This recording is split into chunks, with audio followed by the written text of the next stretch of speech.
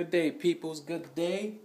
All right, I'm going to make this a response to the video I made yesterday about taking the languages in school, the experiences, having good experiences while taking languages in school. Like you've actually learned a lot while taking those classes, or they kept you motivated.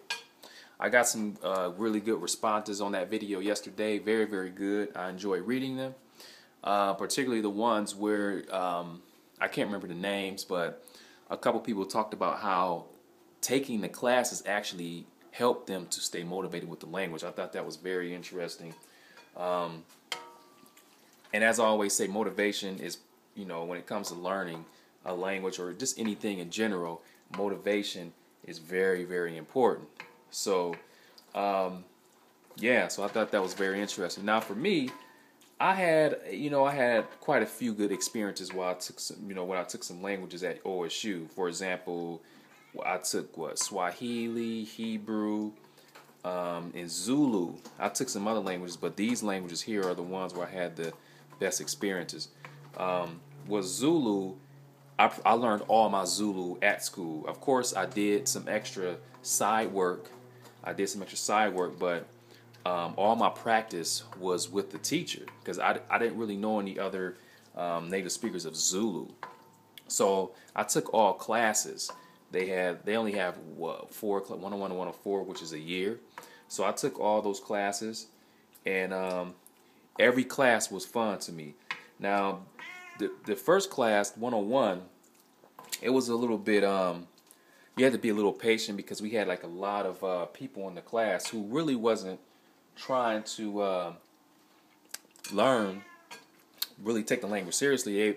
We had a lot of athletes, and the teacher was being real patient with them and stuff. So you had to kind of be patient, but I still had fun nonetheless. We had presentations. We stood in front of the class. We got to speak in Zulu. That was fun. And then I would, of course, like after class is over, I would practice my Zulu with the teacher just to get the spoken practice what I've learned. So I can't complain about any of the class. The only thing I guess I would say, she was really lenient, but like I said, we had a lot of athletes taking the classes, and they had to she didn't want to be too hard on them, so she was a lenient teacher. That was the only thing. But hey, I still got my buckets. I still got my got what I needed from the class. I learned a lot of Zulu, and at the end of the day, I ended up becoming a tutor. And this was totally unexpected. They contacted me and said that they were looking for a Zulu tutor for the athletes, and a teacher recommended me. I felt very humbled when I learned that she recommended me to be the tutor. That was great. But yeah, the overall experience was really good. And Zulu's a fun language. I would recommend anyone to learn that language. Now, Hebrew, I go with Swahili next. Swahili, I took all the classes. Let me see, 101. The teacher, I had different teachers. 101, I actually had a guy he was Somali. So this guy, he spoke Somali, Swahili, Arabic. He's a very interesting guy. So I had fun in that class. I got to practice a little Somali with him, and Arabic, and Swahili at the same time. So, like the Zulu class, I would say it was it was very good, very, very good experience. And then I had this. What the second class was? There was what was the second class? Who was the teacher for the second class? I think it was a guy from Africa. I think he was from Tanzania. I can't remember his name. Gusa. I think Gusa was his name. Very, very. He was a very good teacher. Very, very nice. And he was just awesome. Very, very good. So it was a great experience studying Zulu in his class. And in Hebrew, unfortunately I only took one class. I can't remember what happened, but I ended up just taking one class. But the lady, our teacher, awesome. She was awesome. She was actually Russian. She spoke Hebrew, Russian, Yiddish. She was a very good teacher. I liked her. She, her and there was another teacher. They both were really nice. But the other teacher, I think she was teaching like the upper levels. But every time, like when I was learning Hebrew, at the end of the class, I would have conversations with her and the other woman. They would come up, and then literally in the morning time, they would come up to me and start conversing in, asking me questions in Hebrew, and it was kind of funny though. It was kind of funny because of the students. There weren't any other students doing what I was doing.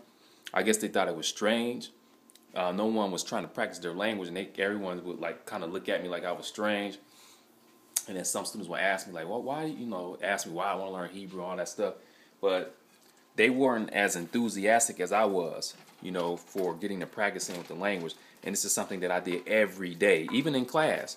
When before the class started, I would get some conversations in with the teacher. We would do Russian sometimes and Hebrew, go back and forth.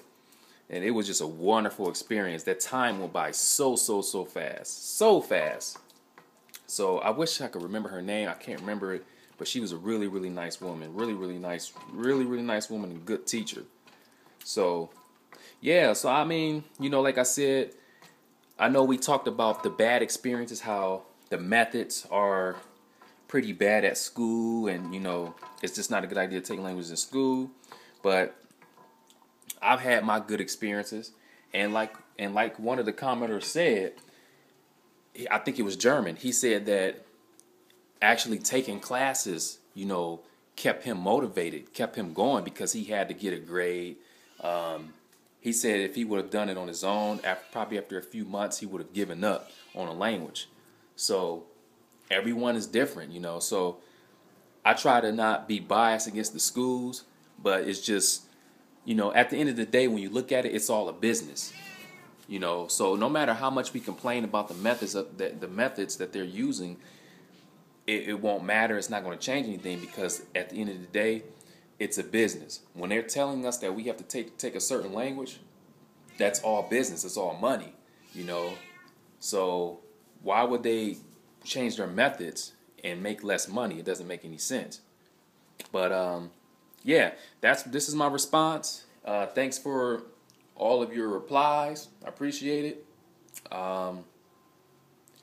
If you haven't seen the video, this video will be a response to that video. Right now I'm in the kitchen. I'm trying to cook this food, so I won't, if it uploads before I get up to the computer, and be patient. I'll have it uploaded and responded to the other video. So thanks for viewing, and look forward to any comments, video responses, and have a good one.